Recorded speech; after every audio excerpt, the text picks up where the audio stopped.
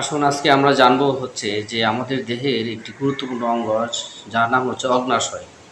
অগ্ন্যাশয় কি এবং অগ্ন্যাশয়ের কাজ কি? এটি আমাদের কি কাজে লাগে?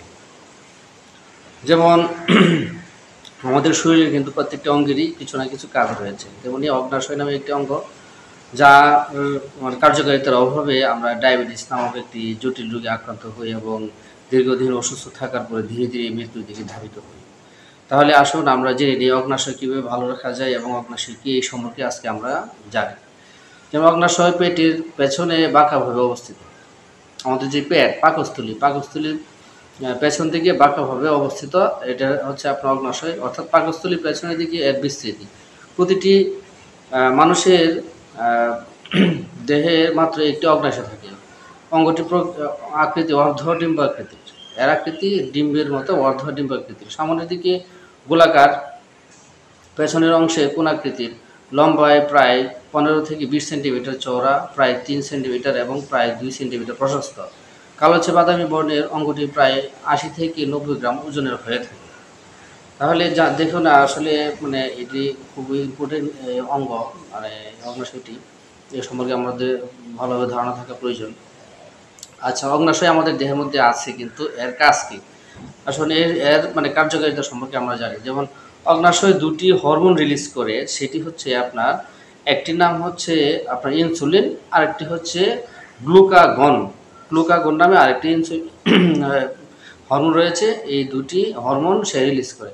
প্রথমত যে ইনসুলিন, সে দেহে আপনার গ্লুকোজের অর্থাৎ চিনির পরিমাণ শরীরের ভিতরে সে কন্ট্রোল করে। যখন চিনির পরিমাণ শরীরে বেড়ে যায় তখন সে করে কি আপনার ইনসুলিন নামক একটি পদার্থ সে নিঃসৃত করার পরে আপনার এখানে আমাদের বডির মধ্যে যেই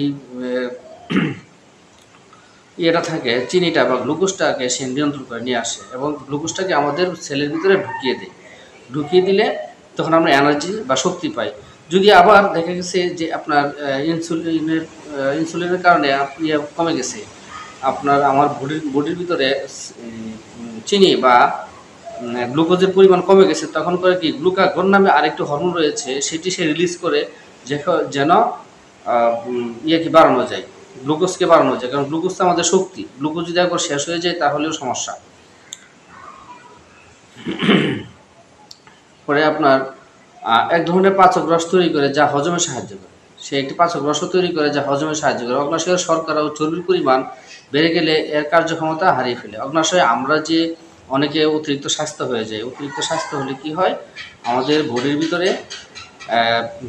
যে আপনার ইয়ের পরিমাণ বেড়ে গেলে, মনে করেন আমাদের শরীরের মধ্যে যদি চিনির পরিমাণ বেড়ে যায় বা চর্বির পরিমাণ বেড়ে যায়, চর্বির পরিমাণ যদি বেড়ে যায় তাহলে শর্করা ও চর্বির পরিমাণ বেড়ে গেলে আমাদের যে অগ্ন্যাশয়টা কার্যকারিতা হারিয়ে ফেলে। দেখবেন যে অতিকায় স্থূলকায় ব্যক্তি যারা অনেক স্বাস্থ্যকর, মানে শরীরে মানে যে স্বাস্থ্য মোটা যারা, তারাই হঠাৎ করে ডায়াবেটিস আক্রান্ত হয়। কেন? আপনার সে করেছিল কি, ওই যে আপনার বেশি বেশি খাবার গ্রহণের কারণে, বেশি বেশি কার্বোহাইড্রেট জাতীয় খাবার গ্রহণের কারণে সেটি ফ্যাট হিসেবে সারা বডিতে ছড়িয়ে গেছে এবং অগ্ন্যাশয়ের মধ্যে ফ্যাট হয়ে গেছে, যার কারণে তার কার্যকারিতা বন্ধ করে দিয়েছে। যার কারণে আমরা ডায়াবেটিস, আমরা শক্তি পাই না, বলি যে ডায়াবেটিস হয়েছে।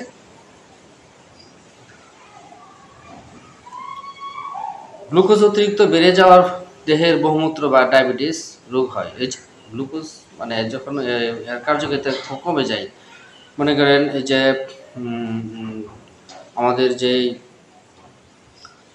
অগ্ন্যাশয়ের কার্যকারিতা কমে গেলে তখন ডায়াবেটিস হয়ে যায়, মানে চিনির পরিমাণ বেড়ে যায়, একে বলা হয় ডায়াবেটিস।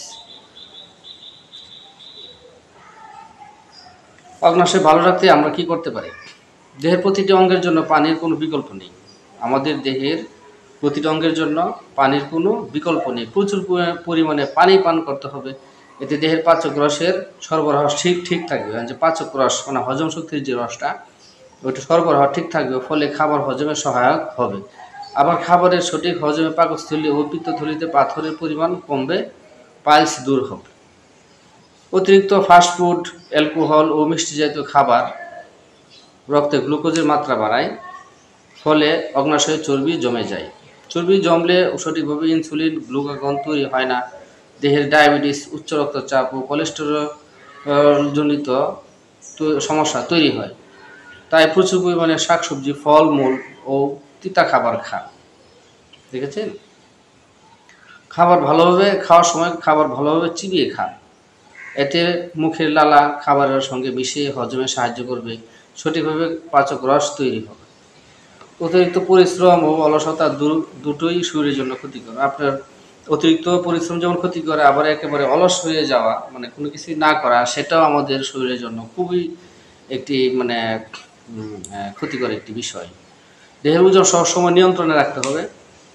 দেহের ওজন সবসময় নিয়ন্ত্রণে রাখতে হবে। নিয়মিত হাঁটার অভ্যাস গড়ে তোলা দরকার। আর পরিহার করতে হবে দুশ্চিন্তা। দুশ্চিন্তা একেবারে পরিহার করতে হবে এবং নিয়মিত হাঁটার অভ্যাস করতে হবে। প্রতি বছর পুরো দেহের চেক আপ করতে পারেন।